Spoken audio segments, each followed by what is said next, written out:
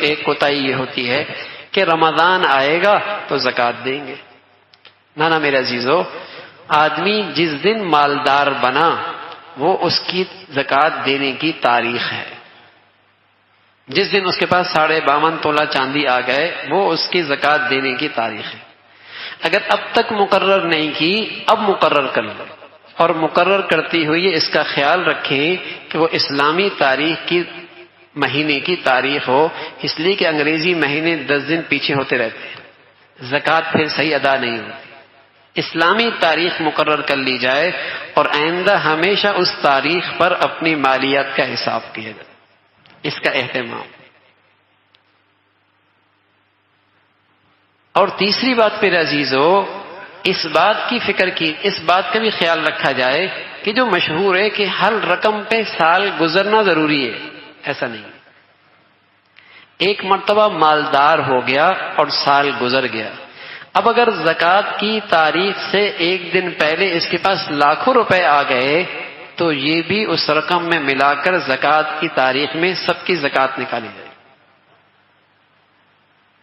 مثلا 1 شعبان میری تاریخ کا حساب ہوتا ہے، میرا زکوٰۃ کا حساب ہوتا ہے، 2 دن پہلے آمدنی آ گئی اس کو ملا کر سب کو 1 شعبان میں حساب کروں. ہاں شریعت نے یہ بھی آسانی کر دی، اگر چند دن پہلے آپ نے لاکھوں روپے اپنی ضروریات میں خرچ کر دیے اس پہ زکوٰۃ نہیں، حالانکہ سارا سال وہ آپ کے پاس ہے، اس پہ بھی زکوٰۃ نہیں، اس میں بھی زکوٰۃ نہیں. تو زکوٰۃ کی تاریخ مقرر کی جائے، اپنی مالیات کا حساب کیا جائے کہ سونا چاندی نقدی تجارت کا سامان. اور میرے عزیزو یہ بھی اچھا نہیں کہ زکوٰۃ کے آپ نے حساب کر لیا اور پورے سال آپ کے پاس زکوٰۃ پڑی ہوئی اور سال پھر شروع ہو گیا، یہ بھی اچھا نہیں.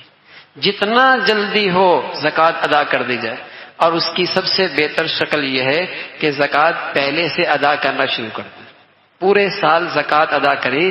اور 1 شعبان کو جب آپ حساب کریں گے تو مثلا آپ کی زکوٰۃ بنتی ہے 10 لاکھ اور آپ پورے سال 9 لاکھ ادا بھی کر چکے، بہت اچھا، 1 لاکھ دے کر اپنی ذمہ داری سے اپنی ذمہ داری پوری کریں، فریضہ مکمل ہو جائے. اور اگر آپ نے زکوٰۃ دینی تھی 10 لاکھ اور آپ نے پورے سال دے دی 15 لاکھ، کوئی بات نہیں، اس کو اگلے سال سے مائنس کر سکتے، اس کو اگلے سال سے بھی مائنس کر سکتے. تو اس لیے بہتر شکل یہی ہوتی ہے کہ زکوٰۃ پہلے سے ادا کرنا ضروری، پہلے سے ادا کرتا رہے.